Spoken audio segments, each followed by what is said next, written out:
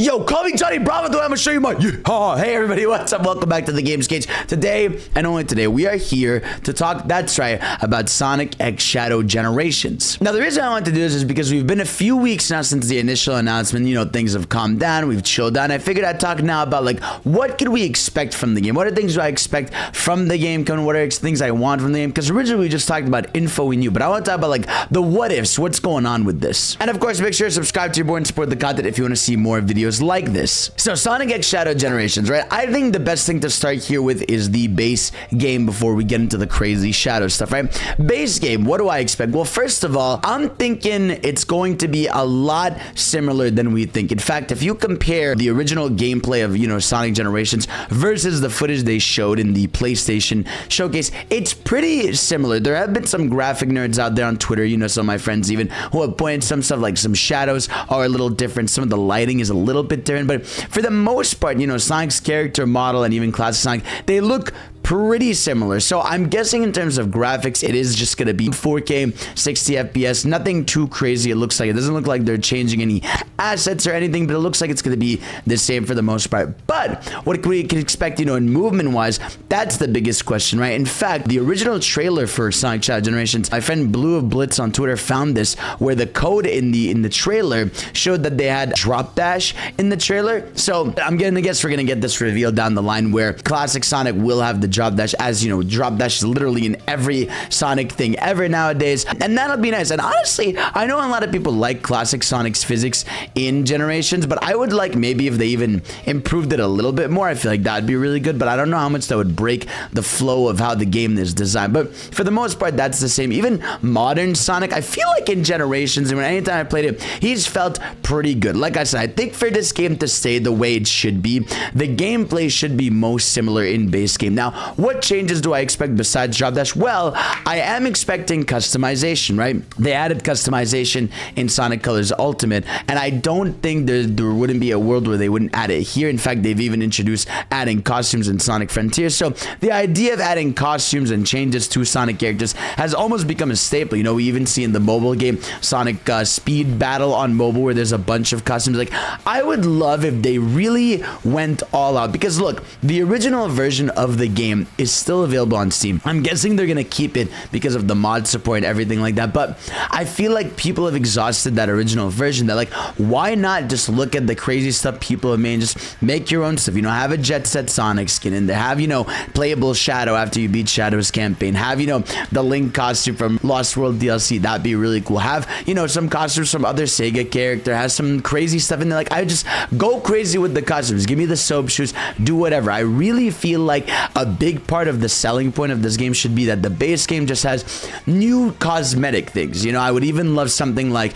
you know, the party aesthetic that they have in Sonic Frontiers for that one DLC in there. Just make the base game a little cooler in that regard. Obviously, another thing they could do to the base game is new song remixes. I don't see why we can't have some new stuff in there, right? Have some new versions of the Green Hill remix, have some new versions of the classic Sonic remixes. Like, just let me choose. Have an option for me to choose between them, because I know you could change certain songs in the original game. So add some more remixes. Fuck it. And of course, the big question mark is what new levels would they add? Now, I think that's ruled out at this point. I don't know. There's something about me that says if they were gonna show a brand new level for base game, they would have done it in that reveal. It's not over. Like, there's still a chance we could get a level or two added in there, but I feel like this is going to be intact for the most part. Now, if they do end up choosing a level to add in there too, I would love, again, a Sonic Frontiers level. Maybe it's like a cyberspace theming, like the highway level. Maybe you do a Lost level, like the Honeycomb Highway level. I feel like that would be a good representation of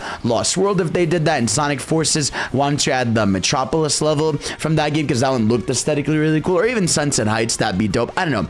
I would love to speculate what levels they would add, but from that initial trailer, this is telling me that we are going to enjoy the original game's content with some additions, but it doesn't look like it's going to be new levels. levels. Another part of the base game I'd like to see is new missions, right? A lot of the base game had these cool missions in there with different challenges. And I'm like, in my opinion, just add more. You know, add some more bosses you can fight, because I know you could originally fight Silver and Shadow and classic, you know, Metal Sonic. I would love add some more bosses within the series in there. I think that would be cool. Even fuck it, add like a Infinite fight in there. I think that would be really fun to give him another chance in there. Add a Mephiles fight in there somewhere. Like, just add some more shit from Sonic's Legacy. I imagine a Titan battle in there would be dope. And also, speaking of battles, fix the final boss. I think this is their chance to rectify what is probably one of the most not enjoyed parts of Sonic Generations, and that is the final boss fight against the Time Eater. Just make it a little more bearable. Like I said, I have a feeling they're not gonna change much because of what we saw from the gameplay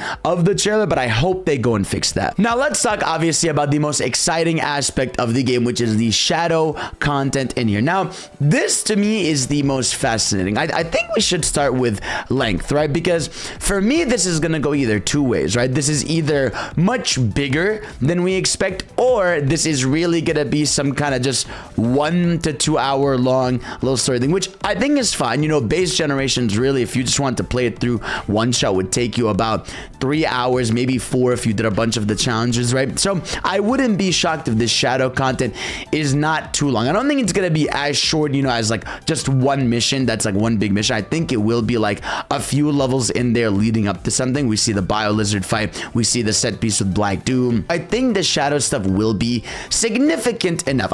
If I were to ballpark it, for me, the Shadow stuff will be about 2 hours of the game. We even know he has special moves, like we see him do Chaos Spear in the gameplay. You know, we know he knows there's combat in there. So if there's combat in there, I don't see why they couldn't even do stuff like some combat challenges, some extra stuff. I don't know. I feel like they have an opportunity, especially, you know, that we see the Arc in there and we see this destroyed version of Westopolis, or this crazy version. I feel like this is probably going to be around the 2 hour mark, maybe 3 hours to 100%. But what else is notable about it is, remember, if you look at, you know, Shadow's jump attack and spin move, like, you can tell this stuff is running on Frontier's engine. You can tell just by the movement, how it looks, that Shadow's content specifically is very Frontier's engine, which makes me think, right, that this is going to have some of those cinematics, right? Because obviously with Frontiers, you know, the QTE cinematics. I feel like we're going to see that with Shadow. You get a bit of a tease of that actually with that Bio Lizard fight. So don't be shocked. That I think I would not be shocked if this ends with a big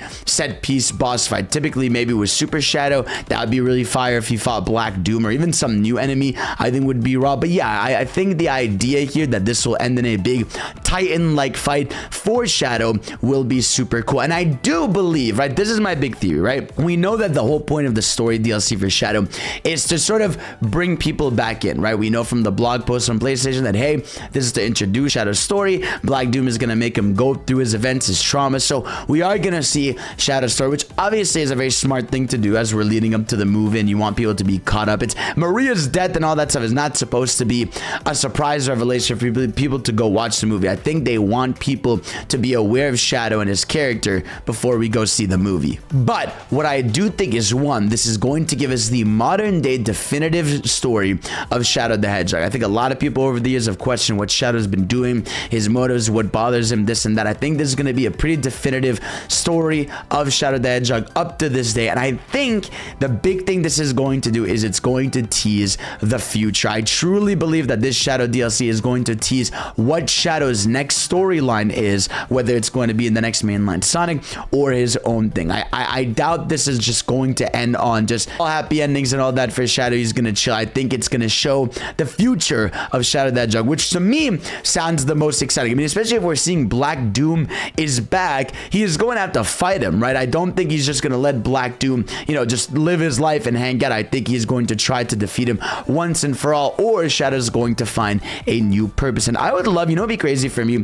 For me, I would love if Shadow did something off of Earth. Like, imagine Black Doom takes him somewhere else. He's like, Shadow, like, there is something for you somewhere else that you can take care of, right? And maybe that sets up Shadow's story, that he's in a completely different planet or his own island. There's something, like I said, Shadow could definitely carry his own game if they got to it, but I truly mark my words, this story DLC for Shadow, this gameplay thing, is going to end with a teaser of his future. Now, this is what worries me, right? Because Shadow looks like he's going to be Frontier's engine-ified, I'm worried that he's not going to end up playable in base game. I hope hope they do. I hope when you beat Shadow Story that you unlock something significant, like maybe a new game plus for Sonic Generations where you can use all your upgrades on previous levels, which you could kind of do after beating the game, but I don't know. Or you have Shadow at least playable in base game, which to me would be like the bare minimum. Skating through baseline levels as Shadow would be dope. Give classic Sonic in Generations that little onesie he got in Superstars, I think would be really funny. But yeah, no, just I think that's a really important aspect. Now let's talk of some stuff outside the game itself, right? First of all,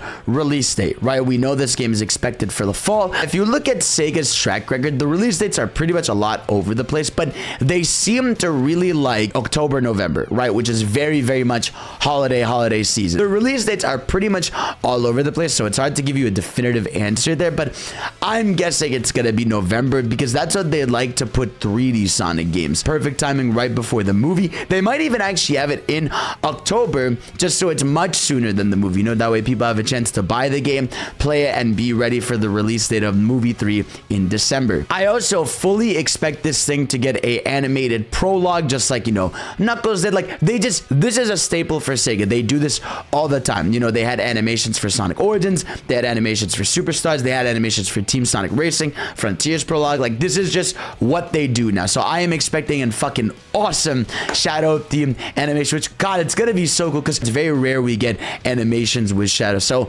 I am very excited to see what our boy does in his own little unique animation prequel, setting up the game or whatever. And I'm sure there's gonna be IDW comics, there's gonna be figures and stuff, but that's pretty much it for Sonic Shadow Generations. What I expect, what I would like. Guys, let me know, what do you really expect from this game? What do you expect from Shadow's campaign? Are you expecting a rundown of his history? Are you expecting, you know, short story, long story? What do you expect from the base game? What would you like? Guys, thank y'all for watching, and of course, I'll see you all next time. Peace out.